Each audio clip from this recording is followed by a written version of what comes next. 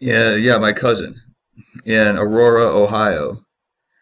She made a sexual advance, asked for sex from me in the church, and made a request for a marriage proposal from me, referencing towards the altar.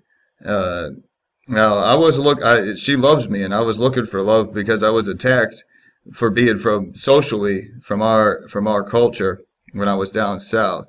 So I need her help, and I need you to help her and help me.